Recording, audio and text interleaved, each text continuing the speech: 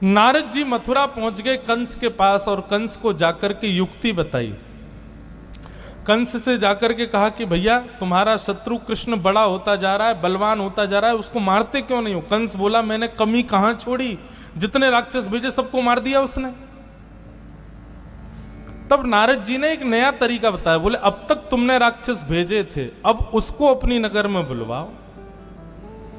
कंस बोला वो कैसे? बोले तुम्हारे पास एक धनुष है, ये महादेव ने तुमको प्रदान किया और कहा था कि इस धनुष को नारायण के अलावा कोई नहीं तोड़ सकता। तुम्हारा शत्रु नारायण थोड़ी है, बालक है छोटा सा। इस धनुष का सुंदर यज्ञ करो, ब्राह्मणों के द्वारा सुंदर यज्ञ करवाओ, यज्ञ का मेला रखो और उस मेले में एक सम्मान का कार्यक्रम करो। सम्मान देने के लिए कृष्ण बलराम को बुलवाओ।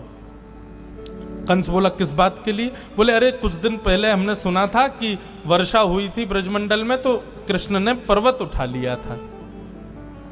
तो बोले इस बात के लिए मैं सम्मान देना चाहता हूं कि इन्होंने हमारे ब्रज की रक्षा की। ऐसा भाव कहोगे तो ब्रजवासियों को चिंता नहीं होगी, वे लोग कृष्ण को लेके यहां आ जाएंगे। जैसे ही कृष्ण यहां आए, मेला देखने लग जाए, धोखे से उसको मार देना। कंस ने नारद जी के चरणों में प्रणाम किया, बोले जय हो भगवान, आप तो मेरे बड़े शुभचिंतक हो। नारद जी बोले तेरा ही तो भला चाहता हूं मैं सब, चल अब जल्दी से व्यवस्था कर। कंस ने पूरी व्यवस्था कर ली महाराज, ठाकुर जी के वध की। अक्रूर जी को वृंदावन भेजा। अक्रूर जी महाराज वृंदावन गए। वृंदावन जाकर के ब्रजवासियों को बताया कि महाराज कंस ने मुझको कृष्ण बलराम को लाने के लिए भेजा है। पहले तो सुनकर के सब चकित हो गए, बोले कंस ने क्यों बुलाया? तब अक्रूर जी ने बताया कि वो इसलिए बुलाया कि वो सम्मान करना चाहते हैं कृष्ण बलराम का। इन्होंने पर्वत उठाया, इन्होंने बड़े बड़े राक्षस मार दिए।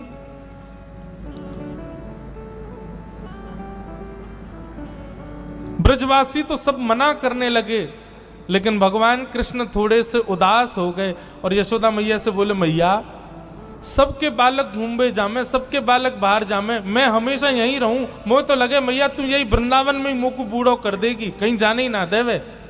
मेरा मन करे मैं मथुरा जाऊंगो। नन्हे से बाल कृष्ण की बात सुनकर के यशोदा मैया को भी लगा कि सबके पुत्र जाते हैं तो मेरा बालक भी बाहर जा सकता है। ठाकुर जी ने सबको कह दिया मैं परसों आ जाऊंगा, मुंह को जान दो। लेकिन पता नहीं क्यों ब्रजवासियों को बड़ी घबराहट हो रही है। ऐसा लग रहा है कि कहीं ऐसा तो नहीं कि हमारो लाला कहीं ऐसा वापस ही नहीं आवे, कंस बड़ा दुष्ट है, राक्षस है। तब अक्रूर जी की बात पर विश्वास करके ब्रजवासियों ने अनुमति दी कि ठीक है परसों आ जाइयो लाला। और ठाकुर जी ब्रज से जाने लगे। बहुत करुण भरा प्रसंग है बंधुओं।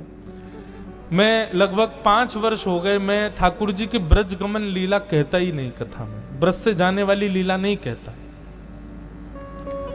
यशोदा मैया की स्थिति, ब्रज की गोपियों की स्थिति बड़ी करुणमय है। यहां पर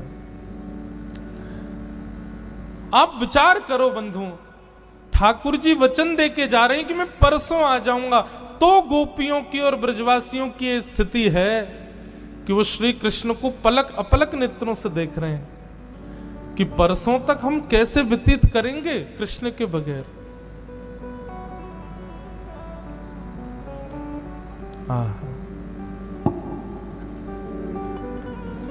ठाकुर जी रथ में आरूढ़ होकर के जैसे ही मथुरा के लिए निकलने लगे, सब ब्रजवासियों से मिल रहे थे। अक्रूर जी महाराज ने सही समय जाना और यशोदा मैया को अंदर नंद भवन में लेके गए और कक्ष के अंदर बैठा के सब सच्चाई बता दी। बोले मैया ये कृष्ण आपका बेटा नहीं है, देवकी का बेटा है। कंस की क्रूरता की रक्षा के लिए वसुदेव जी रात्रि में आपके पास सुला गए थे। ये जितने राक्षस आए सब कंस ने भेजे आपके पुत्र को मारने के लिए। मां मैं आपसे कहूंगा धीरज रखना, बल रखना। विचार करो, आप तो 11 वर्ष बाद कृष्ण को भेज रही हो, परंतु जिस मां ने जन्म दिया उसने तो देखा ही नहीं आज तक कन्हैया को। इसलिए मां अब आप उम्मीद मत रखना कि कृष्ण लौट के आएगा। यशोदा मैया मूर्तिमंत हो गई, जैसे कोई एक जड़ वृक्ष होता है ना, वैसी हो गई। रक्त ठंडा पड़ गया। कोई मां कैसे सुन सकती है इस बात को?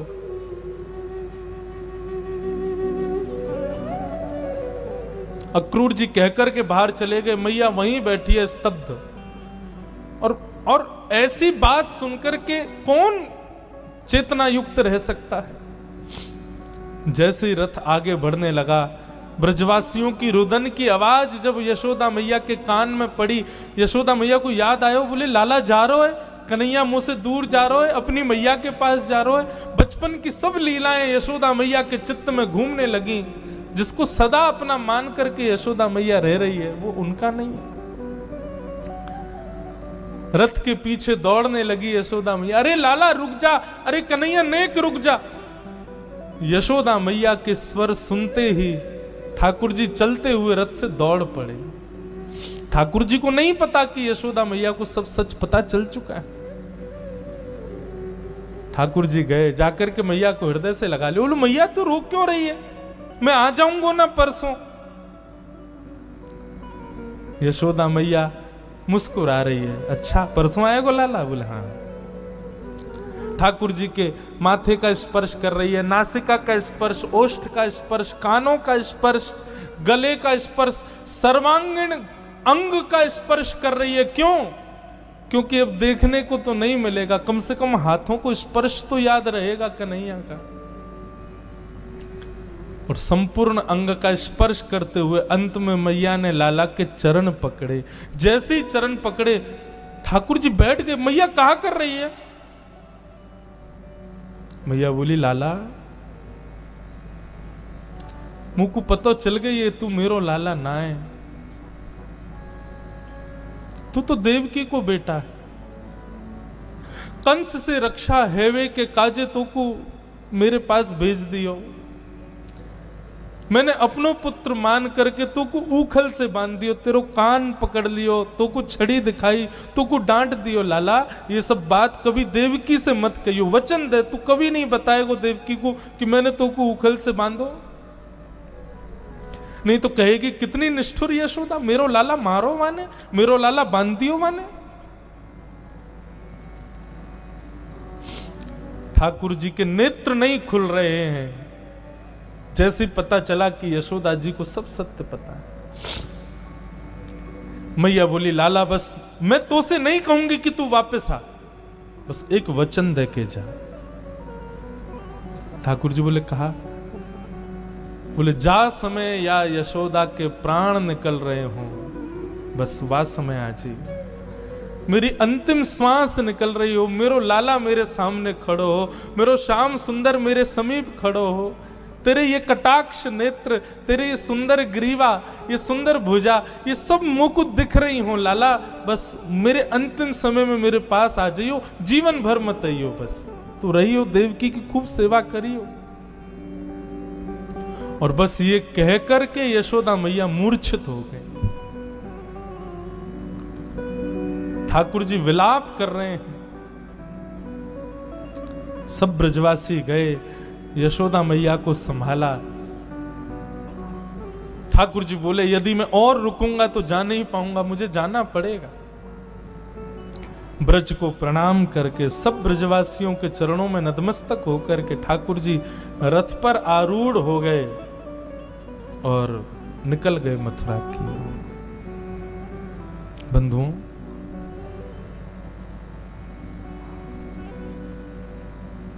एक बात बताएं, श्री कृष्ण ब्रज छोड़ करके गए नहीं हैं।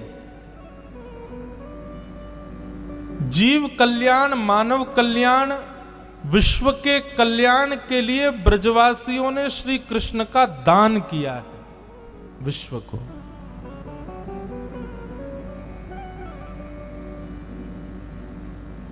ब्रजवासियों ने दान किया है योगेश्वर कृष्ण का। नहीं तो स्थिति ऐसी है कि अगर एक भी ब्रजवासी कह देता ना लाला तू जाके तो दिखा ब्रज से बाहर, ठाकुर जी नहीं जाते। लेकिन ठाकुर जी यदि सदा ब्रज में रहते तो उनका ऐश्वर्य, उनका प्रभुत्व, उनका ज्ञान जो आज पूरे विश्व का कल्याण कर रहा है वो नहीं हो पाता। तो हम ब्रजवासी तो यही कहेंगे कि ब्रजवासियों ने दान किया है ठाकुर जी का। ब्रज की गोपियों ने, यशोदा मैया ने, इन सब ने प्रेम किया ठाकुर जी से, प्रेम करके उनका दान किया। जाओ, विश्व का कल्याण यदि ठाकुर जी से होगा तो हम दान करते हैं श्री कृष्ण का। प्रेम का मतलब सदा जो जिससे हम प्रेम करते हैं वो सदा समीप रहे, ये नहीं होता। तत्सुखे सुखित्वम, वो जिसमें सुखी उसमें हम सुखी। ठाकुर जी मथुरा गए। बंधुओं, अब हमारे अगर ब्रज की रस की परंपरा से अगर सुनोगे तो ब्रज की रस तो कहते हैं कि ठाकुर जी वृंदावन छोड़ के कभी गए ही नहीं। नंद नंदन कृष्ण तो सदा वृंदावन में हैं। ये आगे की लीला तो देवकी नंदन कृष्ण कर रहे हैं। आप कहोगे अलग थोड़ी है, एक ही है। एक ही है, पर जैसे घर का मानव अलग होता है और अपने दफ्तर का मानव अलग होता है, हम अलग अलग रूप धारण करते हैं। बस ठाकुर जी ने दो रूप बना लिए। प्रेमी श्री कृष्ण, प्रिय श्री कृष्ण तो सदा वृंदावन में रहते हैं, पर ऐश्वर्यवान, भगवतवान, अपनी योग्यताओं से परिपूर्ण श्री कृष्ण तो आगे की। अब देखना, आप खुद अनुभव करना, अभी तक की सारी लीलाएं आपने सुनी, बहुत सूक्ष्म ही सुनाई मैंने, पर अब की लीला सुनना लगेगा ही नहीं कि ये एक ही व्यक्ति है। पूर्ण रूपेण परिवर्तन आ जाएगा। वहां श्री कृष्ण अपनी प्रभुता छुपाते, प्रकट करते भी हैं तो ब्रजवासी मानते नहीं है, लेकिन अब प्रभुता प्रकट करेंगे और सब स्वीकार करेंगे कि ये भगवान है। ठाकुर जी मथुरा पहुंचे। मथुरा में अटारियों पर गोपियां खड़ी हैं। मथुरावासी ठाकुर जी को घूर रहे हैं, टकटकी लगा करके देख रहे हैं,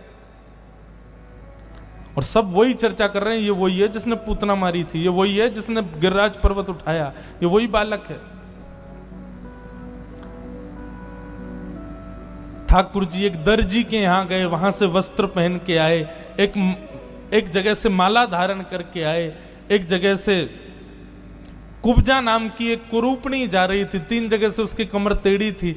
वो जैसे ही बगल से निकलने लगी, ठाकुर जी ने उसको सुंदरी कहकर के पुकारा और उसको समीप बुला करके उसके हाथ से चंदन लगवाया और अपनी उसकी ठोड़ी पकड़ करके भगवान ने झटका दिया, सुंदरी बन गई, स्वरूप प्रदान किया और कहा अब कंस के यहां रहने की आवश्यकता नहीं, जाओ वृंदावन में रहो ब्रजवासियों के संग। भगवान जैसे जैसे मथुरा में प्रवेश करते जा रहे हैं, तैसे तैसे मथुरावासी ठाकुर जी के रूप पर मोहित होते जा रहे हैं। एक कुबलिया पीड़ नाम का हाथी था जो कि विक्षिप्त था बुद्धि से, उसको कंस ने और मदिरा पान करा दी, मद्यपान करा दी तो और ज्यादा पागल हो गया। ठाकुर जी को देख करके जैसे ही भगवान के ऊपर आक्रमण करने के लिए गया, ठाकुर जी ने उसके सूंड पकड़ करके उठा के पृथ्वी में पटक दिया। दोनों दांत टूट गए।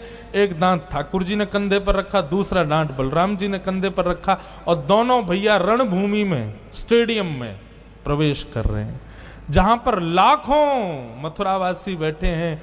50 सिद्धि ऊपर सोने के सिंहासन पर कंस बैठा है, बड़े बड़े मल्ल युद्ध करने के लिए खड़े हैं और वहीं प्रवेश द्वार पर शंकर जी का वो धनुष रखा है जो प्रदर्शनी में था, सब देख रहे थे उसको। ठाकुर जी जैसे ही उसके समीप गए, बलराम जी से बोले, दाऊ दादा, पिछले अवतार में तो हमने धनुष तोड़ा था, अब आप तोड़ो, उठा दो, तोड़ दो इसको। बलराम जी बोले, पिछले अवतार में ब्याह होने वाला था इसलिए खुद ने तोड़ दिया, और अब राक्षस मारना है तो हम तोड़े हैं? बड़े चतुर हो लाला। ठाकुर जी बोले, नहीं नहीं, एक बार हमने किया, एक बार आप कर दो। बलराम जी धीरे से बोले, नहीं नहीं लाला, तू ही तोड़, और नहीं एक बार ने दिखा तो दे, बहुत दिन है गए तेरे हाथ में धनुष देखो ना है, आज एक बार ने एक राघव रूप धारण तो कर ले। आहा, जैसे ही बाल कृष्ण ने अपनी भुजाओं से उस धनुष को उठाया, मानो श्री दाऊ दादा घुटनों पर बैठ गए हाथ जोड़ करके। एक क्षण के लिए ऐसा लगा कि मैं लक्ष्मण हूं और ये राम है। प्रत्यंचा लेकर के एक बार, दो बार, तीसरी बार जैसे चढ़ा करके खींचा, बीच से धनुष भंज हो गया। धनुष भंजन होते ही महाराज आकाश में बादल गरजने लगे, पृथ्वी डामाडोल होने लगी। कंस बोला क्या हुआ, क्या हुआ? धनुष टूट गया क्या? अच्छा, सबको पता था कि आज कंस मर जाएगा, इतने राक्षस मार दिए तो कंस कौन सी बड़ी बात है। लेकिन सब इंटरेस्टेड थे कि हमारे सामने मरे, हम भी तो देखें। सेनापति, महामंत्री आदि बोले नहीं नहीं नहीं महाराज, वो धनुष ना उसमें पुराना हो गया था, जंग लग गई थी, एक बार हम लोगों से ही सफाई करते समय टूट गया था वो, हमने उसको ऐसे जोड़ जाड़ के रख दिया, कृष्ण ने आके उठाया तो टूट गया। आप चिंतित मत होइए, आपका कुछ नहीं बिगड़ेगा, आप तो बैठे रहो। आहा, भगवान रणभूमि में प्रवेश कर रहे हैं, चारों तरफ लाखों नर नारी बैठे हैं, और जैसे ही श्री कृष्ण सबके मध्य पहुंचे हैं, सुखदेव जी महाराज वर्णन करते हैं, परीक्षित भगवान एक एक व्यक्ति को अलग अलग रूप में दिखाई दे रहे हैं। मल्लानाम मशनिर्णिनाम नरवर, सामने बड़े बड़े मल्ल खड़े थे, बॉडी जिनकी होती है, जो कुश्ती करते हैं, उनको ठाकुर जी कुश्ती करने वाले ही दिख रहे हैं। स्त्रीणाम स्मरो मूर्तिमान, कन्याओं को ठाकुर जी अपने पति के रूप में दिख रहे हैं। बुजुर्ग माता पिताओं को भगवान अपने बालक के रूप में दिख रहे हैं, छोटे छोटे बालकों को भगवान अपने मित्र के रूप में दिख रहे हैं। सबको ठाकुर जी अलग अलग रूप में दिख रहे हैं। और 50 सिद्धि ऊपर बैठे हुए महाराज कंस को ठाकुर जी अपनी मृत्यु के रूप में दिखाई दे रहे हैं। ये मेरी मृत्यु है। भावना जैसी ठाकुर जी वैसे। कभी कभी मुझे लगता है कि गैया को लगता होगा ठाकुर जी उसके जैसे ही है, भैंस को लगता होगा ठाकुर जी उसके जैसे ही है, जीवों को भी लगता होगा कि ठाकुर जी हमारे जैसे ही हैं, हम मानवों को लगता है हमारे जैसे। जाकी जैसी भावना वैसे ठाकुर जी वैसे ही। भगवान ने एक एक मुष्टिक के प्रहार में मल्लों को नष्ट कर दिया। छोटा सा बालक पूरे रणभूमि में एक दूसरे पर कूद कूद करके ऐसा प्रहार कर रहा है कि सारे मल्ल मर गए। एक छलांग मार करके महाराज कंस के पास पहुंच गए ठाकुर जी। कंस घबरा गया, बोले आई मेरी मृत्यु। भगवान ने उसके केश पकड़े, बोले तेरी जैसी मृत्यु अच्छों को नहीं मिली, मेरे आंखों में देखो। कंस भगवान के नेत्रों की पुतली में देखने लगा। नेत्रों की पुतली में कंस को अपना रूप दिखा। अपने रूप की उस पुतली में जब देखा तो शंख चक्र गदा पद्मधारी श्रीमन नारायण ही कृष्ण के रूप में दिखने लगे। कंस समझ गया साक्षात भगवान। कंस ने अपने नेत्र बंद कर लिए। भगवान ने अपनी दोनों प्रचंड भुजाओं से कंस को आकाश की ओर उठाया, उठा करके 50 सिद्धि ऊपर से नीचे पटक दिया और फेंक करके ऊपर से कूदे उसकी छाती पर। कंस के प्राण निकल गए। सब ब्रजवासी जय जयकार करने लगे, करताल बजाने लगे। मथुरा वासियों ने दौड़ करके ठाकुर जी को अपने कंधे पर उठा लिया, नाचने लगे, गाने लगे, बोलो कंस मर्दन भगवान की। कंस का वध हो गया। मथुरा वासियों के प्राण आ गए मानो वापस। जैसे तैसे अब इस राक्षस के क्रूरता से हम बच जाएंगे। ठाकुर जी ने तुरंत कारागृह की ओर दौड़े। ठाकुर जी जहां माता देवकी बैठी। आहा, 11 वर्षों की प्रतीक्षा है देवकी मैया की। भगवान ने जैसे ही कारागृह के भीतर प्रवेश किया, आहा, 11 वर्ष 56 दिन की आयु है ठाकुर जी की। ठाकुर जी को देखते ही देवकी मैया आनंदित हो गई, रोम रोम पुलकित हो गया। पहले तो देहाभिमान शून्य हो गई, पैर रख कहीं रही हैं, जा कहीं रही हैं, बैठ कहीं रही हैं, सुध भी नहीं है मैं कर क्या रही हूं। तब जाके ठाकुर जी ने संभाला, बोले माँ। माँ शब्द सुनते ही तो देवकी मैया आनंदित हो गई, नेत्रों से प्रेमाश्रु गिरने लगे, लिपट गई, ठाकुर जी को हृदय से लगा लिया। 11 वर्ष 56 दिन बाद आज श्याम सुंदर मिले।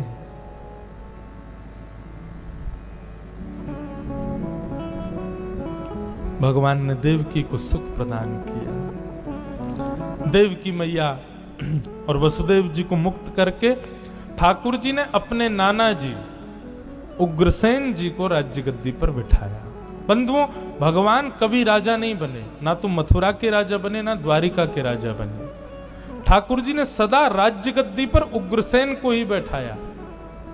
कंस के पिताजी, उनका राज्य तिलक किया, मुकुट पधरा दिया, परंतु सब लोग मानते राजा ठाकुर जी को ही थे। राजा धीराज ठाकुर जी को ही कहते, पर सिंहासन पर नाना जी को बैठाया। भगवान पूरी मथुरा को व्यवस्थित करके उज्जैन पढ़ने के लिए गए, सांदीपनी गुरुकुल, और वहां सांदीपनी उपाध्याय से भगवान ने संपूर्ण वेद अध्ययन किया। वहीं पर ठाकुर जी को एक मित्र मिले, उनका नाम सुदामा। सुदामा जी महाराज से भेंट हुई। ठाकुर जी लौट करके वापस आए। भगवान का मुंडन हो गया था विद्यालय में, चौड़ी चोटी रखी ठाकुर जी ने, बढ़िया लंबी शिखा ठाकुर जी ने धारण की। लौट करके आए। ठाकुर जी अब राजकुमार हैं मथुरा के। ठाकुर जी के चेहरे पर वो नूर नहीं है, वो प्रसन्नता नहीं है। क्यों? ब्रज की बड़ी याद आती है।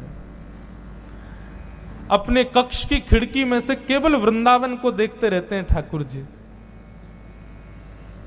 परसों की कह के गए, बरसों हो गए, वृंदावन नहीं गए। आज ठाकुर जी बहुत याद कर रहे थे, और आज ही देवकी मैया ने मन में विचार कियो, मेरो लाला इतना बड़ा होगा, आज तक अपने हाथ से भोजन नहीं पवायो, आज मैं अपने हाथ से पवाऊंगी। बलराम जी से पूछा, लाला को कहा पसंद है, जल्दी बता। बोले मैया लाला को तो एक ही चीज पसंद है। बोले कहा? रोटी के बीच में मक्खन धर दो, वहां मैंने एक मिश्री डाल दो, वो खवाए दो, वही लाला को प्रिय लगे। यशोद, आज देवकी मैया ने 56 भोग बनाए, परंतु एक किनारे में माखन मिश्री सजाई के अपने हाथ से लेके जा रही हैं। आज अपने लाला को पहली बार अपने हाथ से प्रसाद पवाने के लिए। लाला चल आजा, मेरे हाथ से प्रसाद पाले। ठाकुर जी हाथ धो के आए, बैठ गए। देवकी मैया को पूर्ण प्रेम देना चाह रहे हैं ठाकुर जी। देवकी मैया ने जैसे ही थाल सामने रखा, थाल में ठाकुर जी देख रहे हैं कौन कौन सी सब्जी बनी है। अच्छा मैया तेने बनाई? जैसे ही ठाकुर जी की दृष्टि पड़ी माखन पे, नेत्र बंद हो गए। यशोदा मैया की याद फिर आने लगी ठाकुर जी को, अश्रु गिरने लगे। देवकी मैया अपने हाथ में कवल लेके बैठी, बोले लाला मुंह खोल, खवाऊं तो को। ठाकुर जी इतने रोए, रो करके दौड़े और बलराम जी से जाकर के लिपट गए। बलराम जी भी रोने लगे, ठाकुर जी भी रोने लगे, देवकी मैया भी रोने लगी। वसुदेव जी से जाके बोली, देखो ना, समझाओ कृष्ण को, बहुत रोता है। तब वसुदेव जी ने कहा, हमारो इतना अधिकार ना है, हम तो जाने भी ना है कन्हैया को कहा अच्छो लगे कहा बुरो लगे। अगर कन्हैया को सखा उद्धव जाके समझाएगा तो शायद मान जाए। वसुदेव जी ने उद्धव जी से कहा, तुम कृष्ण को समझाओ ना, बहुत रोता है। उद्धव जी महाराज कौन है बंधुओं? बृहस्पति के शिष्य हैं, बुद्धि में बहुत प्रबल हैं, ज्ञानी नाम अग्रगण्यम, यदि कह दिया जाए तो कोई अतिशयोक्ति नहीं। वृष्णी नाम प्रवरो मंत्री कृष्णस्य दैतस सखा, शिष्यो बृहस्पतिर साक्षात उद्धवो बुद्धि सत्तमा। बहुत विद्वान है उद्धव जी। उद्धव जी गए, ठाकुर जी को कक्ष में लेके अंदर से किवाड़ बंद की। ये परब्रह्म है। पूरे विश्व को ठाकुर जी आप सिखाते हैं कि चीज से डी अटैच होना सीखो, व्यक्ति किसी चीज में आसक्ति मत रखो, किसी वस्तु से आसक्त मत हो। और ये परब्रह्म की दशा देख रहा हूं मैं, जिसकी भ्रगुटी पर तीनों लोग नाचते हैं, आज वो उन गंवार ब्रजवासियों के लिए रो रहा है।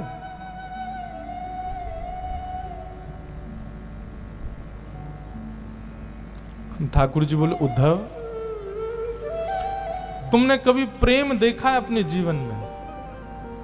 उद्धव बोले, अभी अवकाश नहीं मिला, पढ़ने से ही फुर्सत नहीं मिली। बृहस्पति के यहाँ इतने समय पढ़ता रहा, इन सब चीजों के लिए मुझ पर समय नहीं और ना मैं करना चाहता। भगवान बोले, तो फिर नहीं समझ पाओगे। आसक्ति अलग बात है उद्धव, आसक्ति होती तो वृंदावन दूर नहीं है यहां से, मैं सुबह जाके शाम को आ सकता हूं। आसक्ति होती तो ब्रजवासियों के लिए भी मथुरा दूर नहीं है, वो दिन में 4 बार मुझसे मिलने आ सकते हैं। ये आसक्ति नहीं है, ये प्रेम है। यहां मिलने की भी इच्छा नहीं है, पर स्मृति है, ये आसक्ति नहीं है। उद्धव बड़ी बड़ी बातें करने लगा तो भगवान बोले सुन इधर आ, तुम जाके ये सब जो मुझे समझा रहे हो ये ब्रजवासियों को समझा दोगे? उद्धव बोला ऐसा समझाऊंगा जीवन में याद नहीं करेंगे आपको। भगवान बोले तो फिर ठीक है जाओ।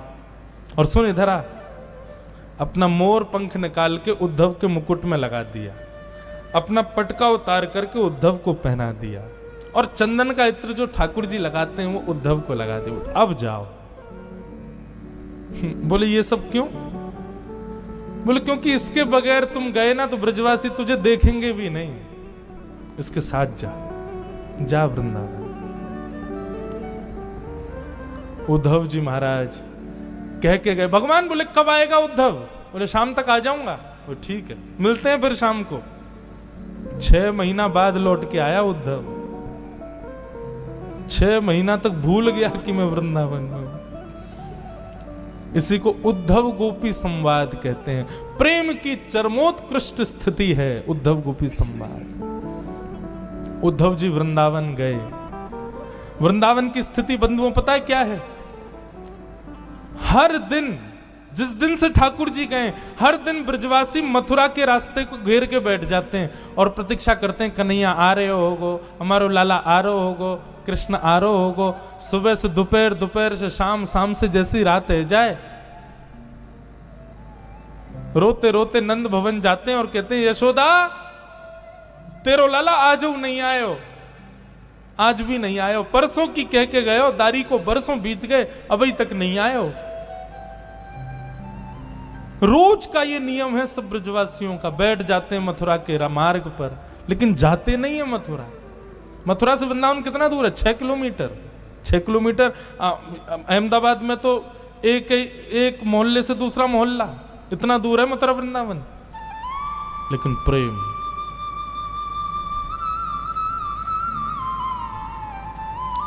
आज जैसे उद्धव जी का रथ आता दिखा, ओहो, रथ देखते ही मानो ब्रजवासियों के प्राण आ गए। सब दौड़ गए, बोले अरे लाला आगो, कन्हैया आगो, हमारो कन्हैया आगो, हमारो श्याम सुंदर आगो, हमारो मधुसूदन आगो। सब दौड़न लगे, बोले हम तो पहले ही जाके मिल लेंगे, लाला को गोदी में उठा लेंगे, लाला को हृदय से लगा लेंगे। ठाकुर जी का सबसे प्रिय मित्र मधुमंगल नेत्रों से आंसू गिर रहे हैं, मेरो कन्हैया आगो, मेरो लाला आ गयो। श्री दामा ठाकुर जी का दूसरा मित्र एक वृक्ष के नीचे थोड़ी दूर तो दौड़ा, फिर वृक्ष के नीचे बैठ गया। मधुमंगल बोलो अरे तू बैठ क्यों गयो? ठाकुर जी आ गए, हमारो लाला आ गयो, चलना जल्दी।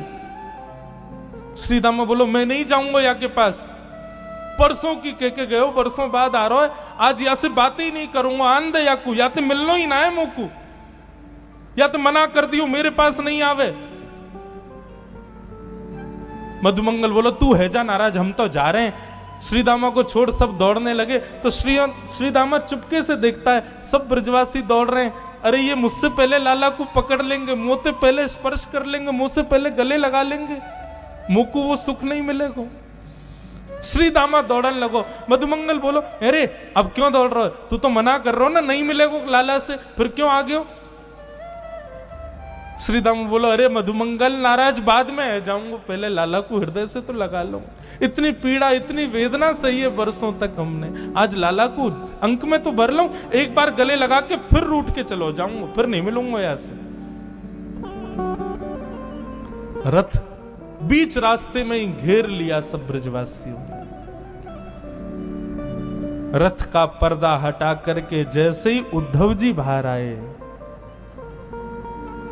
ब्रजवासियों ने उद्धव को देखा ही नहीं। ब्रजवासी सब अभी भी रथ के अंदर ही झांक रहे थे कि पर्दे के अभी ये कोई सेनापति आया है, कृष्ण अभी भीतर बैठे होंगे। सब उचक उचक के देख रहे थे। उद्धव जी बोले जय श्री कृष्ण। मधुमंगल श्री राम बोले हाँ भैया जय श्री कृष्ण, किनारे हटना तू, जल्दी खोल, लाला को बुला बाहर।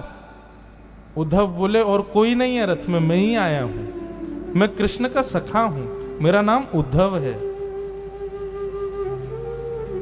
श्री कृष्ण आप सबको बहुत स्मरण करते हैं, इसलिए उन्होंने मेरे द्वारा आप सबके लिए पत्र भेजा, स्मृति पत्र भेजा। जैसे ब्रजवासियों ने सुना स्मृति पत्र भेजा है,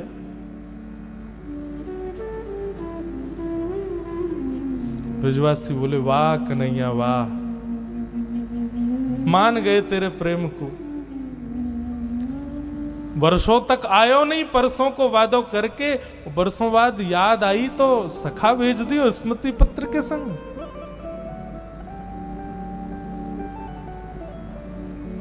लेकिन अब किससे कहें, उद्धव से क्या कहें ब्रजवासी? मानो मधुमंगल श्रीदामा तो वहीं बैठ गए। उद्धव ने कहा क्षमा करें पर मुझे शीघ्रता है, आप ये बताएंगे कि नंदरानी यशोदा का घर कहां है? मधुमंगल बोला नदी दिख रही है, इसके किनारे किनारे चले जाओ, इस नदी का जहां उद्गम है ना वही है नंदरानी यशोदा का घर। बोले नदी का उद्गम घर से? नदी तो पहाड़ों से आती है, घर से कौन सी नदी आती है? मधुमंगल बोला तुम नहीं समझोगे। रोज कृष्ण विरह में ब्रज की गोपियां नंदरानी यशोदा आपस में मिलजुल करके कन्हैया की लीलाओं का चिंतन करती हैं, रुदन करती हैं। वर्षों से रो रही उन गोपियों के नेत्रों के अश्रु नदी बन के बह रहे हैं। उद्धव जाओ, इसका उद्गम जाए वही नंद भवन। उद्धव को पहला झटका तो वहीं लगा। उद्धव के विचार में भी नहीं था ऐसा प्रेम होगा ब्रजवासियों का।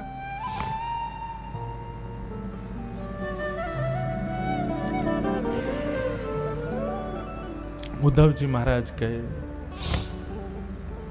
यशोदा मैया से मिले, नंद बाबा से मिले। स्थिति वर्णित की नहीं है। भागवत में फिर एक गीत आता, उसको भ्रमर गीत कहते हैं। बहुत सुंदर प्रसंग है बंधुओं ये उद्धव ब्रज गमन। गोपियां आपस में चर्चा कर रही हैं, उद्धव बैठ करके सुन रहे हैं। कोई गोपी कह रही है कल तो कन्हैया ने मेरी मटकी फोड़ दी। मैंने कही अरे लाला तेने मटकी क्यों फोड़ी? बोले तू नहा के ना आई ना, या मेरे तो नवा दियो मैंने। कोई गोपी कुछ बता रही है, कोई गोपी कुछ बता रही है। सबकी बातें उद्धव सुन रहे हैं। सबके बीच में बैठी श्री जी, किशोरी जी, राधा रानी से किसी गोपी ने पूछा, बोले श्री जी हम सबके स्वप्न की बात आप सुन रही हो, आप अपने स्वप्न की भी तो बताओ, आपके स्वप्न में श्याम सुंदर कैसे आते हैं? किशोरी जी मंद मुस्का के बोले तुम बड़ी सौभाग्यशाली हो कि तुमको स्वप्न आता है, क्योंकि तुमको नींद आती है। पर जादना से कन्हैया गयो है, मेरी तो नींद ही वाके संग चली गई, मुझको सपने ही ना आवे। नींद ही ना आवे तो सपनों कैसे आवेगो, और सपनों ना आवे तो तुम्हें बताऊं कैसे?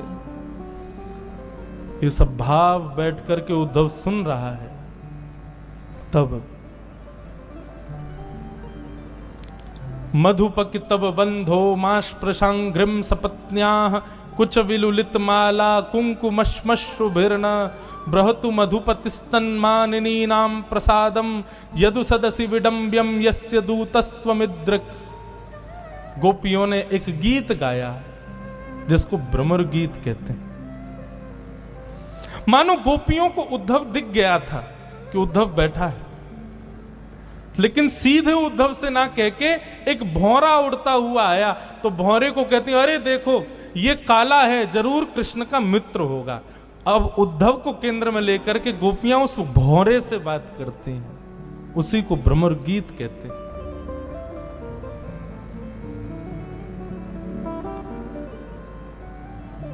उद्धव जी महाराज गोपियों के चरणों में बैठ करके उनकी प्रेम की चर्चाएं सुन रहे हैं। सुनते सुनते सुनते सुनते 6 महीने बीत गए उद्धव जी को वृंदावन में। और 6 महीने बाद जब स्थिति ये हो गई कि उद्धव जी स्वयं को भी गोपी मानने लगे, स्वयं भी कृष्ण विरह में रुदन करने लगे, स्वयं भी कृष्ण विरह आतुर होकर के गलियों में विचरण करने लगे, तब उद्धव जी को याद आया कि अरे मैं गोपी नहीं हूं, मैं उद्धव हूं। दौड़े मथुरा की ओर। भगवान के कक्ष में पहुंच गए, हाथ पकड़ लिया। उद्धव जी की दशा बिल्कुल बिगड़ चुकी थी। उद्धव जी ने हाथ पकड़ा, बोले चलो मेरे साथ। भगवान बोले उद्धव तू तो शाम को आ रहा था भाई, 6 महीना बाद लौट के आया है, क्या हुआ? ब्रज में सब ठीक है ना? तू तो कह रहा था ब्रजवासियों को बड़ी शिक्षा दे के आऊंगा, भूल जाएंगे आपको, ऐसा ऐसा बड़ी बड़ी बातें, क्या रहेगा, कहां गया सब? उद्धव घुटनों पे गिर गया, रोने लगा, बोले नाथ क्षमा कर दो, मैंने ज्ञान से श्रेष्ठ कभी किसी को नहीं माना, पर आज मैंने समझा कि जीवन का उद्देश्य तो ये प्रेम है जो ब्रजवासी आपसे करते हैं नाथ। मैं आपसे हाथ जोड़ के प्रार्थना करता हूं, भीख मांगता हूं, मुझे बस एक बात दे दो, एक वचन दे दो। ठाकुर जी बोले क्या चाहिए बता? आप ब्रज से बाहर मत जाओ, नहीं है जरूरत महाभारत युद्ध की, नहीं है जरूरत गीता ज्ञान की, आप कहीं मत जाओ, आप ब्रज में रहो। इन ब्रजवासियों को छोड़ने को आपका अधिकार नहीं है ठाकुर जी, मर जाएंगे आपके विरह में, ये वचन दे दो मुझको, बस आप मत जाओ कहीं, मैं संभाल लूंगा सब, आप रहो वहीं पे। देवकी को मैं संभालूंगा, वसुदेव जी को मैं संभालूंगा, पूरी द्वारिका नगरी मैं बसाऊंगा, सब कार्य आपके जो है सब मैं करूंगा, पर आप इन ब्रजवासियों के पास रहो, आप इनसे दूर मत जाओ। ठाकुर जी ने हृदय से लगा लिया, कस लिया उद्धव को। बोले उद्धव तुझे पता है मैंने तुझे वृंदावन क्यों भेजा? क्योंकि तू ज्ञानी तो बहुत है लेकिन प्रेमी नहीं था, अब तू प्रेमी हो गया। सुन, नेत्र बंद कर। उद्धव जी ने नेत्र बंद किए, वो बोले अब खोल के देख। जैसे ही खोल करके देखा तो पूरा ब्रजमंडल ठाकुर जी के कक्ष में ही बैठा था, मधुमंगल, श्रीदामा, सब गोपियां सब ठाकुर जी के चारों तरफ बैठे थे। उद्धव बोला ये सब क्या हो रहा है नाथ? ठाकुर जी बोले ये सब मुझसे दूर कभी नहीं रहते उद्धव, ब्रज सदा मुझ में बसता है और मैं सदा ब्रज में ही बसता हूं, हम कभी अलग नहीं होते। मुझे क्यों भेजा फिर ब्रज? ठाकुर जी बोले केवल प्रेम सिखाने के लिए, क्योंकि आगे की यात्रा में तू मेरे साथ रहने वाला है, तू ज्ञानी तो बहुत है, प्रेमी नहीं है, इसलिए प्रेम पढ़ाने के लिए। बंधुओं, लोग अर्जुन और उद्धव में यदि मुझसे पूछें कि भगवान का प्रिय कौन? उद्धव। अर्जुन को तो भगवान ने पढ़ाया था महाभारत में, लेकिन उद्धव की ट्यूशन टीचर तो हमारी श्री राधा रानी है, हमारी ब्रज की गोपियां, उन्होंने पढ़ाया, ब्रजवासियों ने सिखाया उद्धव को। अद्भुत है उद्धव।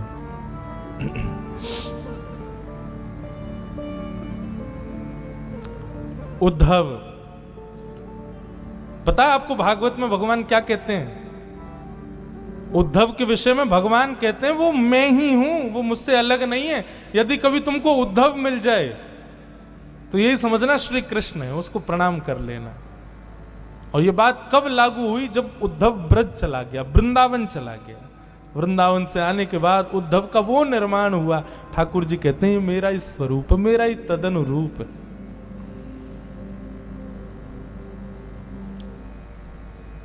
उद्धव जी महाराज यमुना जी के तट पर गए और अपना आंचल, अपने वस्त्र के पल्लू को फैला करके उद्धव जी महाराज विधाता से कहते हैं कि शाम हो चरण रेणुज श्याम हम श्याम, वृंदावने किमपि गुलमलतौषधीणा।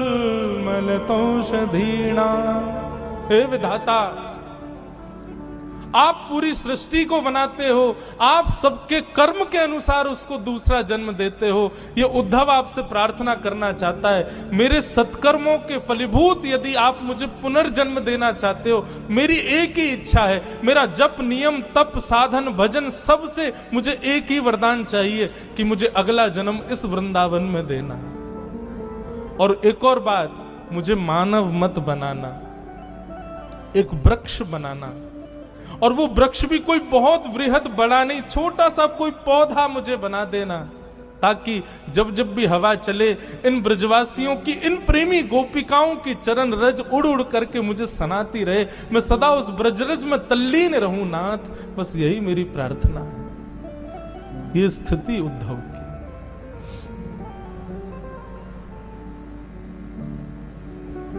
ऐसे उद्धव जी को हम प्रणाम करते हैं। उद्धव जी की एक विशेषता है बंधुओं, आपको पता है जब द्वारिका में यदुवंशियों को संतों ने श्राप दिया कि संपूर्ण यदुवंश नाश हो जाए, तो सारे यदुवंशी गए भगवान के पास और भगवान से कहा आप दुनिया के श्रापों को दूर करते हो, आपके खुद के परिवार को श्राप लग गया, ठाकुर जी इसको दूर करो। भगवान बोले सोचने दो। अब यदुवंशियों में उद्धव भी आता, उद्धव कोने में ही बैठा था। भगवान बोले एक उपाय है। बोले क्या? बोले हमारे सौराष्ट्र में एक शंकर जी का मंदिर है, उसका नाम है सोमनाथ। ये सोमनाथ मंदिर जो है ये श्रापों को दूर करने के लिए प्रसिद्ध है। बोले कैसे? तब भगवान ने कथा सुनाई। बोले चंद्रमा जो है ना, इसके ससुर जी हैं दक्ष। दक्ष की बेटियों से इनका ब्याह हुआ है, परंतु चंद्रमा सबसे ज्यादा रोहिणी नाम की पत्नी से प्रेम करते हैं। तो बाकी की पत्नियों ने अपने पिता से आके शिकायत कर दी, बोले कि आपका दामाद एक ही उससे रोहिणी से ही प्रेम करता, हमसे नहीं करता। दक्ष प्रजापति ने श्राप दे दिया, बोले कि तुम बहुत अपने रूप का अभिमान करते हो, जाओ तुम अपने रूप से विहीन हो जाओ। चंद्रमा ने कहा ससुर जी आपने हमको श्राप तो दे दिया, लेकिन ये नहीं विचार किया कि मैं स्वरूप से विहीन हो जाऊंगा तो सारी बेटियां आपकी विधवा हो जाएंगी। दक्ष बोले ये तो मैंने सोचा ही नहीं। तब क्या करें? तब चंद्रमा ने आकर के यही सौराष्ट्र में तपस्या की, तब महादेव प्रकट हुए। तब महादेव ने कहा ठीक है 15 दिन तक आप अपने ससुर जी के श्राप में रहोगे, आपका रूप घटेगा, पर उसके बाद 15 दिन का हमारा आशीर्वाद रहेगा, आप पुनश्च अपने रूप में आ जाओगे। तो एकम से अमावस्या तक चंद्रमा श्राप में रहते हैं और पूर्णिमा तक फिर आशीर्वाद में रहते हैं। ये कथा भगवान सुना रहे हैं अपने सब कुल के लोगों को, यदुवंशियों को। बोले ऐसा भैया सोमनाथ है तो चलो नाव की व्यवस्था करो, द्वारिका से सब लोग नाव में बैठ कर के सौराष्ट्र जाएंगे, सोमनाथ भगवान का पूजन करेंगे, ब्राह्मणों को दान करेंगे और फिर वहां सोमनाथ भगवान हमारे श्राप को नष्ट कर देंगे। यदुवंशी नाचने लगे, जय हो आनंद आ गए, जय हो बालकृष्ण की जय, द्वारिकाधीश की जय, हमारा श्राप दूर हो जाएगा। उद्धव भगवान को देख रहा था तिरछी नजर से। भगवान बोले क्या बात है? बोले इनको सबको जाने दो फिर बताऊंगा आपको। जब सब चले गए तब उद्धव बोला मैंने बहुत चतुर देखे लेकिन आप जैसा चतुर नहीं देखा मैंने। भगवान बोले क्या हो गया? बोले भगवान बहुत विद्वान है उद्धव। उद्धव बोले ये श्राप लगना, मोक्ष मिलना, पाप होना, पुण्य होना, सूतक लगना, पातक होना, ये सब वहां होता है जो ब्रह्मा ने सृष्टि बनाई है। ब्रह्मा की बनाई हुई पृथ्वी पर ये सब चीजें लागू होती हैं। और आपकी जो द्वारिका नगरी है ना, इसको विश्वकर्मा ने बनाया है, ये ब्रह्मा के द्वारा बनाई हुई नगरी नहीं है, इसलिए यहां किसी को श्राप नहीं लगता। भगवान तुरंत उठे, उद्धव का मुंह बंद के बोले चुप, बिल्कुल शांत, ये बात यहां से बाहर नहीं जानी चाहिए। बोले ठाकुर जी आप जबरदस्ती यदुवंशियों को लेकर के जा रहे हो ताकि सौराष्ट्र में जैसे ही वो नाव से उतरे और ब्रह्मा के द्वारा बनाई गई पृथ्वी पर पैर रखेंगे, पैर रखते ही उनको सबको श्राप लग जाएगा। अभी तक किसी को श्राप लगा नहीं है, आप लगवाने के लिए लेके जा रहे हो उनको, ऐसा क्यों कर रहे हो? तो भगवान बोले इसीलिए मुझे तू बहुत प्रिय है, क्योंकि तू सब जानता है, बहुत विद्वान है उद्धव। बल का अहंकार है इन यदुवंशियों को। मैं इनके रिश्तेदार हूं, मैं इनका कुल का व्यक्ति हूं, भगवान इनके कुल में, इसका मद है इन लोगों को।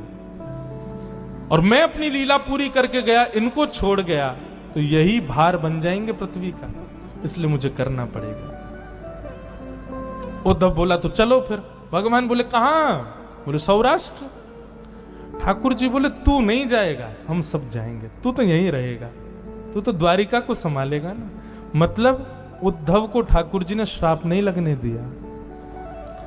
और जब भगवान श्राप लगवा करके वापस आए, सब यदुवंशी आपस में लड़ झगड़ करके मर गए, तब भगवान ने उद्धव को भागवत धर्म का ज्ञान दिया और तब अपनी पादुकाएं प्रदान कर दी। बोले उद्धव तुम मेरे सबसे प्रिय हो, इसलिए मैं तुमको बहुत बड़ी जिम्मेवारी दे रहा हूं। मेरे जाते ही कलयुग आ जाएगा, भक्ति के प्रचार के लिए अब तुम बद्रीनाथ जाओ और बद्रीनाथ में नारद जी को भेज करके वेदव्यास जी से श्रीमद् भागवत की रचना करवाना, ताकि कलयुग में मानव कल्याण हो सके। यह है उद्धव, सामान्य नहीं। ऐसे उद्धव जी को हम प्रणाम करते हैं।